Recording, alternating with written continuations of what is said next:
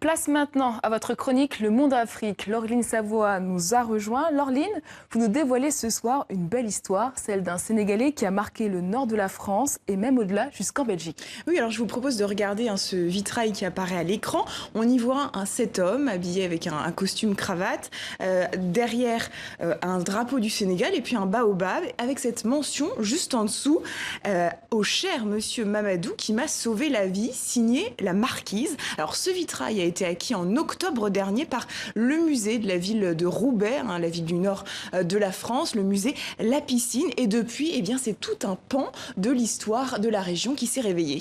Alors, qui était ce monsieur Mamadou? Alors, il s'agit de Mamadou Ndiagne, un Sénégalais né à Diourbel en 1909 et qui s'est installé à Roubaix en 1931. Alors, à l'époque, il fait partie des premiers Africains de la ville. Il apprend très vite le français grâce à des missionnaires de Tourcoing. Il se lance dans la boxe et puis il se découvre un talent de guérisseur. Il commence en exerçant la chiropractie. Il va soigner les douleurs vertébrales et puis il fait de tels miracles qu'on entend parler de lui dans toute la région et jusqu'en Belgique. Et d'ailleurs, devant son cabinet au centre de la ville de Roubaix, eh bien, il y a un balai incessant de véhicules qui viennent de cette partie de l'Europe.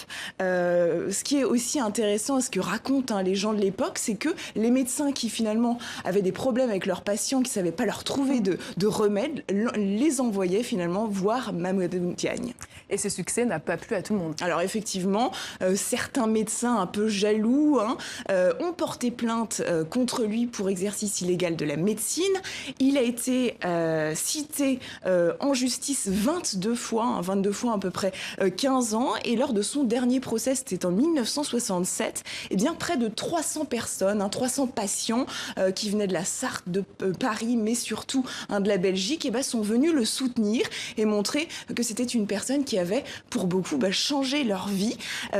Fait très intéressant aussi qu'on raconte, c'est que pendant le procès, il a fini de convaincre les juges en guérissant, en plein milieu donc de l'audience, la greffière qui souffrait de terribles problèmes de dos.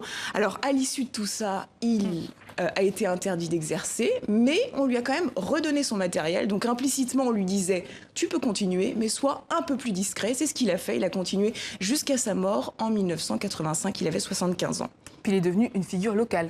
Alors oui, surtout, on s'en est rendu compte, d'autant plus depuis la découverte du vitrail par le grand public. Alors ce vitrail, il était en fait une possession d'un particulier jusqu'en octobre dernier. Donc ce particulier l'a mis en vente dans un dépôt-vente, l'a vendu à 150 €. Et c'est un administrateur du musée de Roubaix qui l'a retrouvé et qui a fait ressortir toute cette histoire. Et quand on regarde la page Facebook du musée, eh bien, c'est impressionnant, on voit un flot de témoignages reconnaissants pour Mamadou Ndiagne. Alors on a par exemple ce témoignage de Brigitte qui dit « Mamadou a guéri mon beau-père, c'était en 1967 à Roubaix, on en parle encore dans la famille ».